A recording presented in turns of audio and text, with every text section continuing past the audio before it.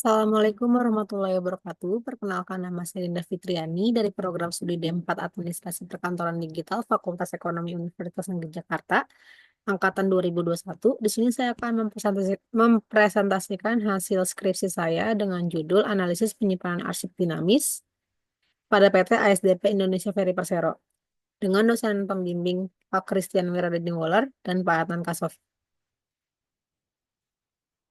Latar belakang. Setiap pekerjaan dan kegiatan dalam lembaga, instansi perusahaan maupun organisasi tidak dapat dipisahkan dari kegiatan korespondensi. Korespondensi juga berhubungan dengan kegiatan penyimpanan arsip, di mana penyimpanan arsip tersebut harus dilakukan dengan perawatan untuk menjaga kertas dari kerusakan yang dapat terjadi seiring usianya kertas. Semua perusahaan masih menerapkan penyimpanan arsip secara manual, khususnya pada PT ASDP Indonesia Ferry Persero untuk menunjang kegiatan administrasi. Riset.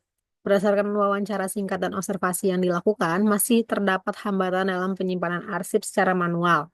Berikut hasil kuesioner prariset yang telah dilakukan. Berdasarkan diagram di atas, dapat diketahui bahwa 20% menyatakan sangat setuju, 40% menyatakan setuju, 25% menyatakan netral, dan 15% menyatakan tidak setuju bahwa sistem penyimpanan arsip secara manual di PT ASDP Indonesia Ferry Persero sudah dilakukan dengan baik.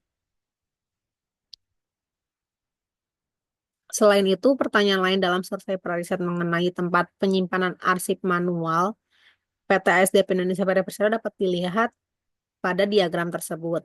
Berdasarkan diagram tersebut, dinyatakan bahwa sebanyak 50% menyatakan tidak dan 45% menyatakan ya mengenai klasifikasi pengkodaan tempat penyimpanan arsip secara manual. Kesimpulan dari hasil kuesioner ini adalah klasifikasi pengkodean penyimpanan arsip tidak berdasarkan dengan subjeknya, sehingga sulit menemukan kembali dokumen yang dibutuhkan. Tujuan penelitian. Yang pertama ada menganalisis sistem penyimpanan arsip dinamis secara manual pada PT ASDP Indonesia Ferry Persero. Yang kedua menganalisis hambatan yang ada pada penyimpanan arsip dinamis secara manual di PT ASDP Indonesia Ferry Persero. Dan yang ketiga menganalisis cara mengatasi dan solusi dalam hambatan pada penyimpanan arsip dinamis secara manual di PT ASDP Indonesia Ferry Persero. Konsep yang diteliti. Yang pertama ada pengertian korespondensi dan surat. Menurut Elisa, tahun 2023, korespondensi adalah kegiatan atau hubungan yang terus-menerus antara dua pihak yang dilakukan dengan saling berkirim surat. Sementara surat menurut Aksenta dan Hamdani tahun 2024, surat merupakan alat untuk menyampaikan sesuatu maksud secara tertulis. Yang kedua ada pengertian arsip. Menurut Hilwa Hafizah Mutmainah dan Samson CMS tahun 2020, arsip adalah bukti nyata dari kegiatan yang berlangsung di setiap perusahaan atau instansi. Arsip juga merupakan sebuah tatanan informasi yang disimpan dalam berbagai cara, baik manual maupun dalam bentuk media agar suatu saat dibutuhkan dan digunakan kembali dalam jangka waktu tertentu. Yang ketiga ada arsip dinamis. Menurut Hendriani tahun 2021, arsip dinamis merupakan arsip yang digunakan secara langsung dalam kegiatan pencipta arsip yang disimpan selama jangka waktu tertentu. Arsip dinamis harus memenuhi syarat yang ditentukan, yaitu lengkap, cukup, bermakna, komprehensif, tepat, dan tidak melanggar hukum. Yang keempat ada jenis-jenis arsip. Jenis-jenis arsip menurut Sugiarto dan Wahyono tahun 2015, arsip berdasarkan nilainya dan atau kegunaannya. Yang pertama ada arsip bernilai informasi, contohnya arsip undangan. Contohnya surat undangan, pemberitahuan, pengumuman, dan sebagainya. Yang kedua, arsip bernilai administrasi, contohnya ketentuan-ketentuan organisasi, surat keputusan, prosedur kerja, uraian tugas pegawai, dan sebagainya. Yang ketiga, arsip bernilai sejarah, contohnya laporan tahunan, notulensi rapat, gambar atau foto, dan peristiwa. Dan yang terakhir, Yang keempat, arsip bernilai hukum. Contohnya akta pendirian perusahaan, akta kelahiran, akta perkawinan, surat perjanjian, surat kuasa, keputusan peradilan, dan sebagainya. Menurut Saputro dan Fitri, tahun 2022, arsip berdasarkan fungsinya yaitu ada arsip dinamis, arsip yang digunakan secara langsung dalam kegiatan perkantoran sehari-hari dan dalam kegiatan pencipta arsip yang disimpan dalam jangka waktu tertentu. Menurut Midrian, Midrian tahun 2024, arsip dinamis merupakan catatan secara khusus digunakan dalam rangka melaksanakan, mengatur, dan mengawasi kehidupan pemerintah dan nasional negara. Arsip statis. Arsip yang tidak dipergunakan secara langsung dalam kegiatan perkantoran sehari-hari. Menurut Midrian tahun 2024, arsip statis merupakan catatan yang disimpan untuk tujuan, sejarah, dan penelitian tetapi tidak digunakan dalam operasi sehari-hari. Berdasarkan fungsi dan kegunaan, arsip dinamis dapat dibedakan menjadi 3 macam. Yang pertama ada arsip aktif, arsip yang masih dalam proses penyelesaiannya, atau arsip yang sering dikeluarkan untuk keperluan tertentu. Yang kedua, arsip semi aktif, arsip yang frekuensi penggunaannya sudah mulai menurun. Dan yang terakhir, arsip inaktif, arsip yang disimpan karena berharga meskipun jarang atau tidak pernah dibutuhkan dalam proses pekerjaan sehari-hari. Fungsi-fungsi arsip. Menurut Arla Yesiva tahun 2023, arsip berfungsi sebagai tempat penyimpanan memori, instrumen, pengambilan keputusan, bukti keberadaan organisasi, dan tujuan organisasi lainnya. Arsip juga memiliki 2 fungsi. Yang pertama ada fungsi primer, di mana nilai guna arsip berdasarkan kepentingan yang menciptakan arsip yang berguna sebagai penunjang kegiatan berlangsung atau setelah kegiatan selesai. Arsip fungsi primer ini juga berfungsi sebagai bukti mengenai keuangan, hukum administrasi, dan teknologi. Yang kedua, fungsi sekunder di mana nilai guna arsip berdasarkan kegunaannya, arsip yang berfungsi sebagai pembuktian dan informasi bagi organisasi atau instansi pemerintah, swasta, perorangan, dan kepentingan umum lainnya sebagai bahan bukti yang bisa dijadikan pertanggungjawaban. Dan yang terakhir, yang keenam, penyimpanan arsip. Dalam penyimpanan arsip, dokumen atau surat diarsipkan sesuai dengan cara penyimpanan dan alat yang digunakan. Menurut Ratna Ningsih dan Mauludini, tahun 2024, sistem akan efektif dan efisien apabila didukung dengan peralatan dan perlengkapan yang memadai dan sesuai dengan ketentuan yang berlaku, seperti menggunakan filing kabinet sebagai tempat penyimpanan arsip. Penyimpanan arsip memiliki 3 unsur pokok, yaitu penyimpanan, penempatan, dan penemuan kembali. Sistem penyimpanan arsip merupakan sistem penyimpanan dan penemuan kembali arsip aktif secara logis dan sistematis, menggunakan nomor dan kombinasi huruf sebagai identitas arsip yang bersangkutan. Langkah-langkah atau prosedur penyimpanan arsip adalah sebagai berikut: pemeriksaan arsip atau inspecting, pengindeksan arsip atau indexing, memberikan tanda, penyortiran, dan penyimpanan atau peletakan. Menurut Hilwa Hafiza Mutmaina dan Samson CMS tahun 2020, beberapa peralatan yang digunakan dalam penyimpanan arsip sebagai berikut. Yang pertama ada GUID. Ada GUID atau SCAD merupakan alat yang digunakan sebagai pembatas atau petunjuk antara pokok masalah dengan rinciannya. Yang kedua ada folder. Folder merupakan map tempat penyimpanan arsip sehingga arsip dapat terhimpun dalam satu wadah baik secara seri, rubik maupun dosier. Pada folder terdapat tab, yaitu bagian yang menonjol untuk menyantumkan detail dan kode klasifikasi. Dan yang ketiga, filing kabinet. Filing kabinet merupakan tempat untuk menyimpan arsip dinamis aktif di dalam susunan sekat dan folder secara vertikal di dalam laci. Yang keempat, rak terbuka. Pengguna rak terbuka lebih mudah dibanding menggunakan filing kabinet karena tidak perlu membuka laci sebagaimana dengan filing kabinet. Yang kelima, rotari atau alat penyimpanan berputar. Alat penyimpanan secara berputar dapat digerakkan secara berputar sehingga dalam penempatan dan penemuan kembalinya tidak memakan tenaga. Keuntungan lainnya yaitu menghemat tempat dibanding dengan filing kabinet ataupun rak terbuka. Dalam penyimpanan arsip memiliki jenis-jenis penyimpanan berdasarkan jenisnya, yaitu pertama berdasarkan sistem abjad, di mana sistem ini merupakan sistem penyimpanan dokumen berdasarkan urutan abjad dari kata tangkap atau caption dokumen bersangkutan. Yang kedua ada sistem kronologis atau tanggal. Sistem ini merupakan sistem penyimpanan berdasarkan urutan penerimaan atau pengiriman berkas.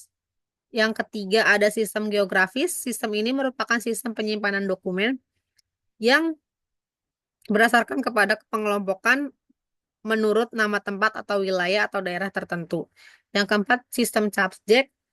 Sistem ini merupakan sistem pengarsipan berdasarkan isi dokumen yang bersangkutan atau pokok masalah.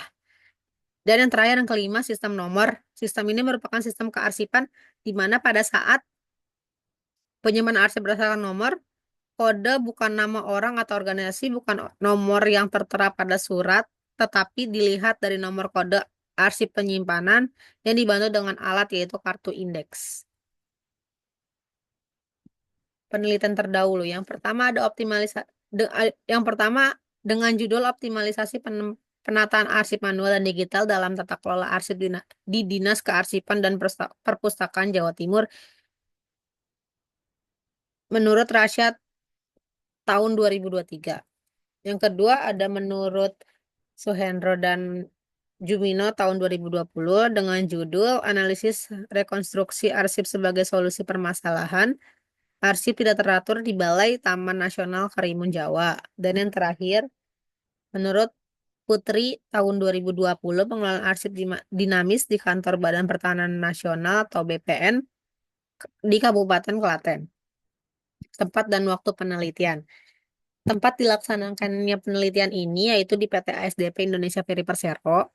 Waktu penelitian dilaksanakan selama 6 bulan, dimulai dari bulan Juli sampai dengan bulan Desember tahun 2024. Dan berikut timeline penelitian yang dilakukan oleh peneliti. Di sini kegiatan penelitian ada studi pendahuluan yang dilakukan pada bulan Juli dan Agustus. Ada pengajuan judul penelitian yang dilakukan pada bulan September. Penyebaran kuesioner dilakukan bulan September. Penyusunan proposal dilakukan di bulan Agustus, September, dan Oktober. Pengumpulan data dilakukan pada bulan September dan Oktober. Analisis data dilakukan pada bulan Oktober, November, dan penyusunan hasil penelitian dilakukan pada bulan September sampai dengan Desember.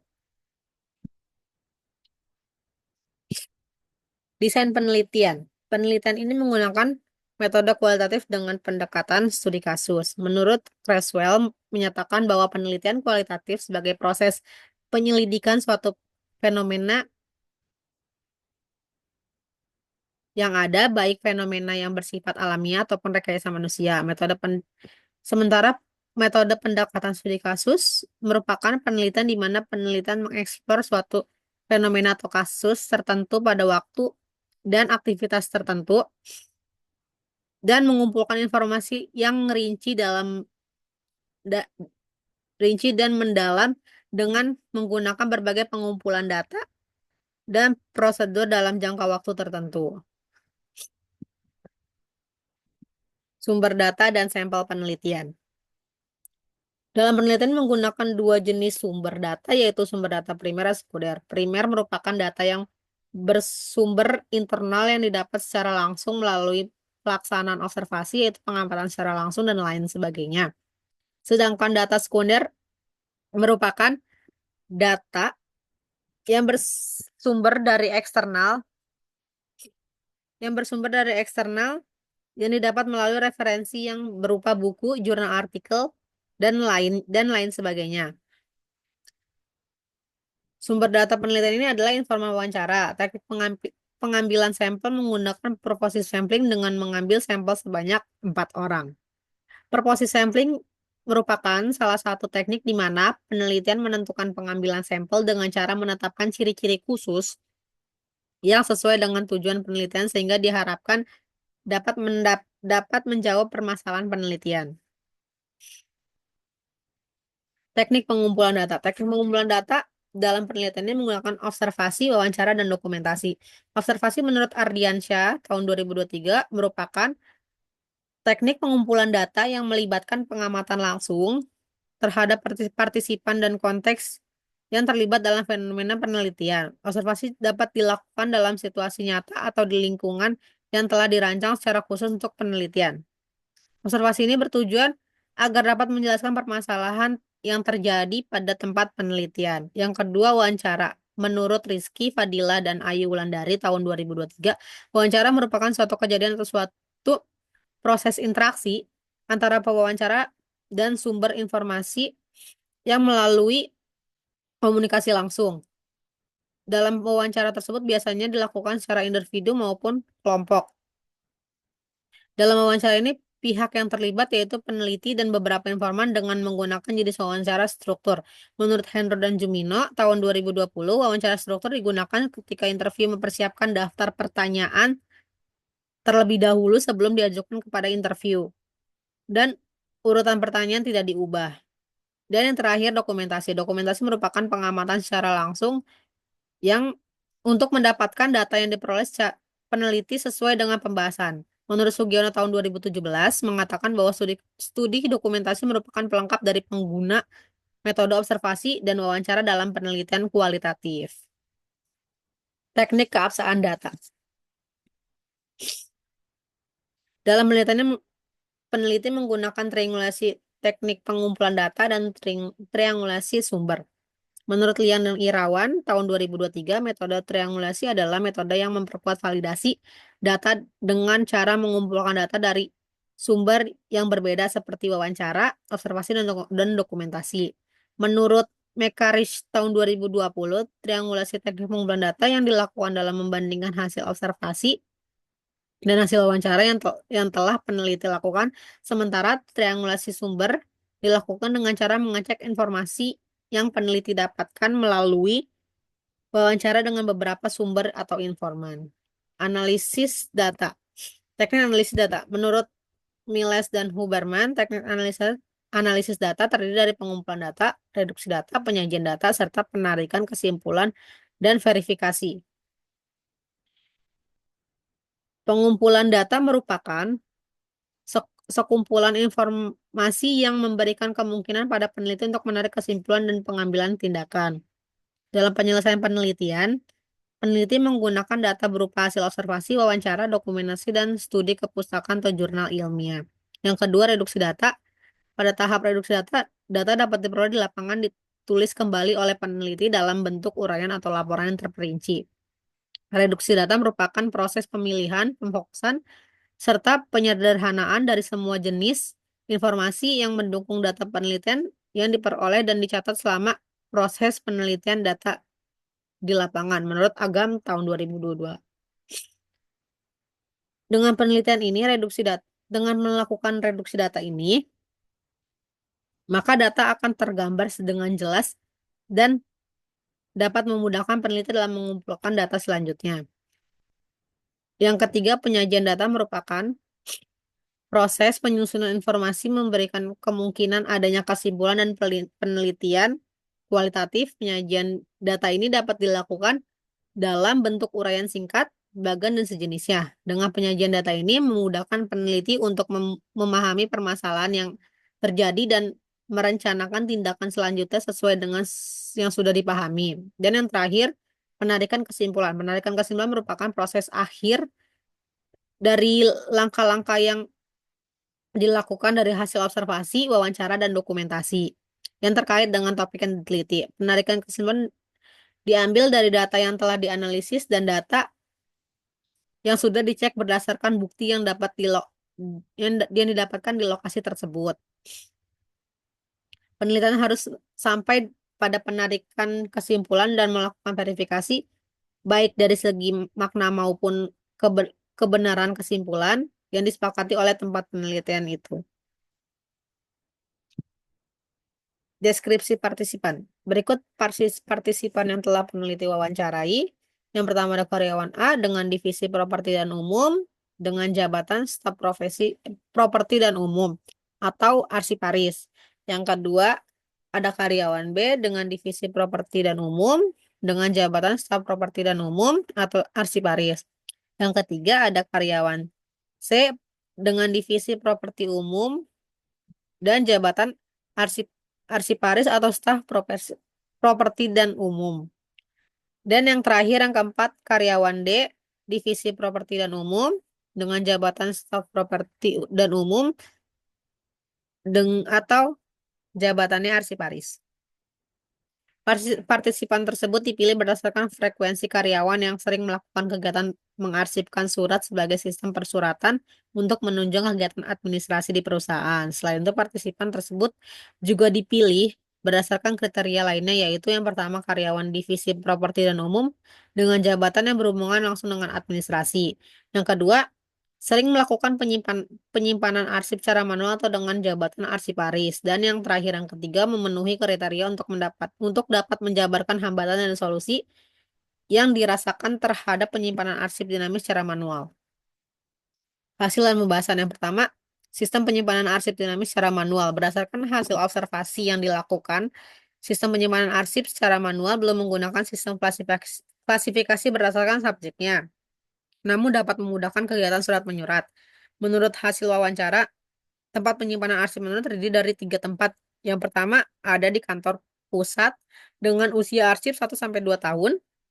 Yang kedua di gudang PGN Mas dengan usia arsip 3 sampai 5 tahun. Dan yang terakhir di gudang BGR dengan usia arsip 5 tahun ke atas. Oleh karena itu, dengan melakukan penyimpanan arsip secara manual sudah dapat membantu para karyawan dalam menyelesaikan proses persuratan. Di seb- nah, untuk di sebelah kiri di sini ada arsip di gudang PGN Mas dengan kardus yang dilabelkan sesuai dengan divisinya masing-masing. Dan sementara yang di sebelah kiri, di sebelah kanan ada arsip di gudang BGR, di mana penataan kardusnya ini menggunakan rak besi dan disusun dengan kardus-kardus yang dilabelkan dengan divisinya masing-masing.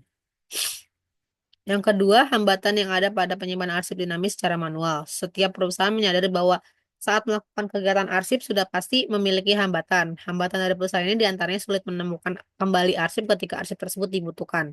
Penemuan kembali arsip ini diawali dengan adanya permintaan dari pengguna, sehingga antara peminjam dan penemuan kembali merupakan suatu yang berkaitan. Menurut Alvin Tasari dan Rossi tahun 2020.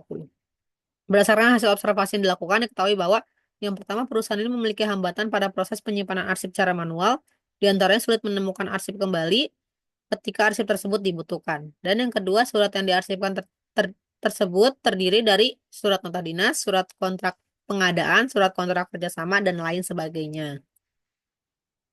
Yang ketiga, solusi dan cara mengatasi hambatan dalam penyimpanan arsip dinamis secara manual. Untuk solusi merupakan cara atau jalan keluar yang digunakan untuk memecahkan atau menyelesaikan suatu permasalahan tanpa adanya tekanan, menurut Novita tahun 2023. Berdasarkan hasil observasi dan wawancara yang dilakukan, solusi dalam mengatasi hambatan tersebut dengan cara berkomunikatif, seperti para karyawan divisi properti dan umum atau arsiparis berkomunikatif dengan divisi yang membutuhkan surat tersebut, dan para arsiparis akan melakukan pembuatan indeks sederhana walaupun nantinya akan melakukan indeks detail. Bukan hanya berdasarkan masing-masing divisi, tetapi juga berdasarkan isi surat yang dari divisinya masing-masing. Dan yang terakhir untuk kesimpulan, yang pertama, sistem penyimpanan arsip dinamis secara manual menggunakan sistem klasifikasi pengkodean berdasarkan divisinya masing-masing yang diarsipkan di dalam gudang dan kantor pusat. Yang kedua, hambatan pada sistem penyimpanan arsip dinamis secara manual pada sistem persuratan antara lain sulitnya mencari arsip kembali pada saat dokumen arsip tersebut dibutuhkan. Dan yang ketiga, solusi terhadap hambatan sistem penyimpanan arsip dinamis secara manual berupa saling menjalinkan komunikasi yang baik antara divisi yang membutuhkan surat tersebut dengan pihak arsiparis. Sekian presentasi hasil skripsi saya, kurang lebihnya mohon maaf. Wassalamualaikum warahmatullahi wabarakatuh.